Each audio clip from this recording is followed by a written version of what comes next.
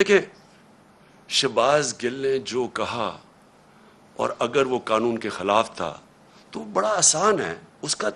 ہمارا آئین ملک کا ہمارا قانون ایک پروسیجر بتاتا ہے کہ اس کے اوپر چارج لگائیں, اس کو موقع ملے عدالت میں جا کے اپنی صفائی پیش کرنے کا. اور کیا اس نے کس کانٹیکس میں کہا, کیا کہا, اس ہر انسان کو ہر دنیا کی قانون کا نظام اس کو موقع دیتا ہے اپنی صفائی پیش کرنے. لیکن جو یہ ہوا, اس کی گاڑی کو شیشے توڑ دیے, اس کو جس طرح اٹھایا, اس کے ڈرائیور کو مارا گیا, پتہ ہی نہیں کدھر غائب ہو گیا وہ, ہم ڈھونڈتے پھر رہے ہیں, پتہ چلوا رہے ہیں کہ جی وہ کدھر. یہ کون سے قانون اور آئین کے مطابق ہوا؟ اور میں اپنی پارٹی کی طرف سے واضح کر دوں, ہمارا کیونکہ پھر سے جینا مرنا اس ملک میں ہے. میرے کوئی بیرونی ملک کے ساتھ سے نہیں پڑے کہ میں جب مشکل پڑے تو باہر بھاگ جاؤں. میں نے تو جینا مرنا یہاں ہے, میرا تو کچھ نہیں باہر. ہماری طرح کے لوگوں کو زیادہ اس ملک کی فکر ہے, اور جس کو اس ملک کی فکر ہے وہ چاہتا ہے کہ اس کی فوج ملک کا ایک مضبوط ادارہ بنے. وہ کبھی نہیں چاہے گا کہ اس کا ملک کا ادارہ کمزور ہو. وہ لوگ جنہوں نے اس ملک سے کیا کیا تھا پہلے, میں یہ چاہتا ہوں کہ آج اب ایک چھوٹا سا کلپ دیکھ لیں. میں صرف چاہتا ہوں, اس سے بہت بڑی سٹیٹمنٹس ہیں ہمارے پاس, لیکن میں میڈیا کے لیے صرف دکھانا چاہتا ہوں کہ صرف یہ کلپ دیکھیں کہ شہباز گل نے کیا کہا, اور یہ دیکھ لیں کہ یہ جو بڑے بڑے نام آج پھر رہے ہیں جو ہمیں کہہ رہے ہیں غدار ہے, انہوں نے کیا کہا اور ان کے اوپر کیا ایکشن لیا گیا. یعنی انہوں نے کیا کہا, کیا ایکشن لیا گیا, اور جو ایکشن لیا گیا شہباز گل کے اوپر, یہ ذرا دیکھیں. قمر جاوید باجوہ صاحب, آپ نے ہماری اچھی بھلی چلتی حکومت کو رخصت کروایا, ججوں سے زور زبردستی سے فیصلے آپ نے لکھوا کہ ملک توڑنے والے فوجی جرنیل, ان کی لاشوں کو پاکستان کے جھنڈوں میں لپیٹ کر ان کو دفنایا گیا. رکھو کراچی کے بہن بھائیوں, ایک یا دو افراد ادارہ نہیں ہوا کرتے. ایک یا دو افراد اداروں کی بدنامی کا باعث بنا کرتے ہیں, اور جب وہ ادارے کی آڑ لیتے ہیں تو اس میں پھر ادارے کے اوپر ناقابل تلافی نقصان ہوتا ہے.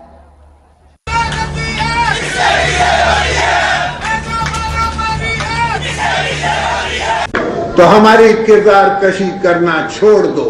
اگر ہم نے آپ کی شروع کی تو پتہ نہیں پاکستان بننے سے آج تک کتنے جنرلوں کی شروع ہو جائے گی. بیٹی بھائی وہ ایکیوزڈ ہیں, ان کی لسٹ لے کے جس دن ہم نے پریس کانفرنس کی تو آپ کی اینٹ سے اینٹ بڑھ جائے گی.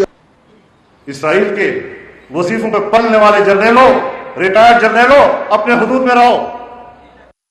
کام کی ہڈیوں سے گوشت تک جو ہے انہوں نے نچوڑ لیا ہے اور اتار لیا ہے. ابھی نندن کی کیا بات کرتے ہیں. چیف آف آرمی اسٹاف تشریف لائے, پیر کانپ رہے تھے, پسینے ماتھے پہ تھے. شاہ محمود صاحب نے کہا کہ خدا کا واسطہ ہے اب اس کو واپس جانے دیں, چونکہ 9 بجے رات کو ہندوستان پاکستان پہ اٹیک کر رہا ہے. وہ کوئی ہندوستان نے اٹیک نہیں کرنا تھا, کچھ نہیں ہونا تھا, صرف گھٹنے ٹیک کے. اب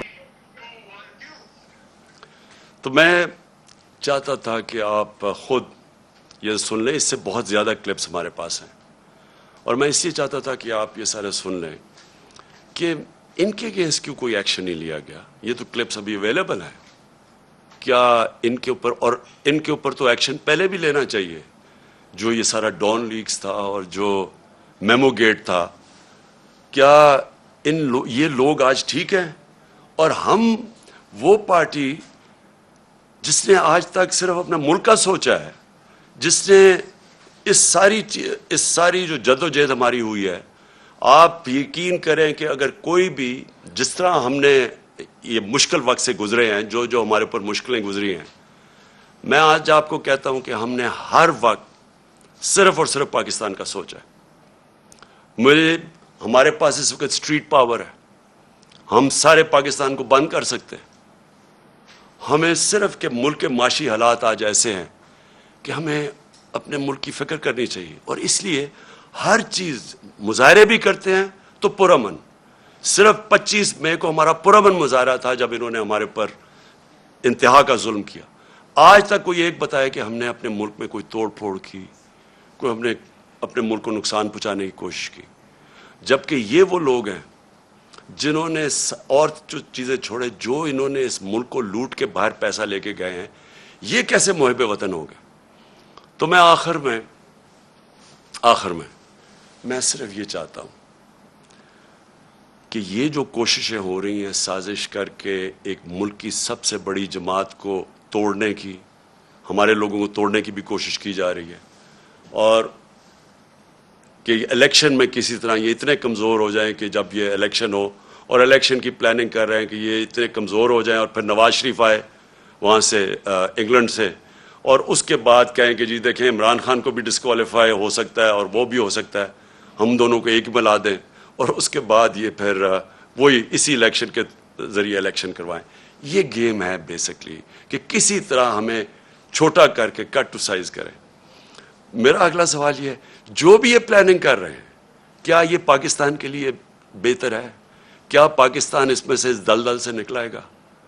پاکستان کو تو اس وقت سب سے زیادہ ضرورت پولیٹیکل سٹیبلٹی کی ہے، کہ ایک تکڑی گورنمنٹ آئے، سٹیبل گورنمنٹ عوام کی پاور سے، جو پھر اس ملک کو اس دلدل سے نکال سکے۔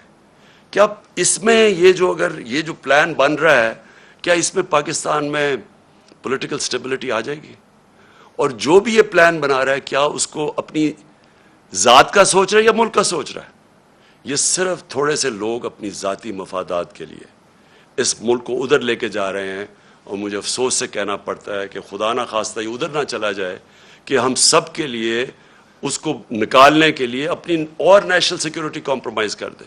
ابھی بھی مجھے خطرہ یہ ہے کہ ابھی بھی ہم کوئی ایسے فیصلے نہ کر لیں جس سے ہماری نیشنل سیکیورٹی کمپرومائز ہو۔ صرف ایک راستہ ہے آج، اگر ہم نے اس سے نکلنا ہے، صرف ایک راستہ ہے، اور وہ ہے صاف اور شفاف الیکشن۔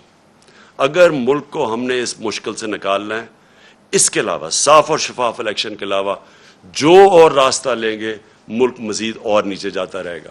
جس طرح کی مہنگائی آج ہے، جس طرح کے لوگوں کے حالات ہیں، جس طرح کے بجلی کے بل ہیں، ہر چیز مہنگی، اور ابھی مزید اور مہنگی ہوگی کیونکہ ڈیویلیویشن جو ہوئی ہے، یہ ساروں سے عوام کے اوپر بوجھ بڑھتا جائے گا، اور پھر سے آخر میں صرف صاف اور شفاف الیکشن سے ہم اس سے نکل سکتے ہیں۔ صرف ایک راستہ ہے آج، اگر ہم نے اس سے نکلنا ہے، صرف ایک راستہ ہے، اور وہ ہے صاف اور شفاف الیکشن۔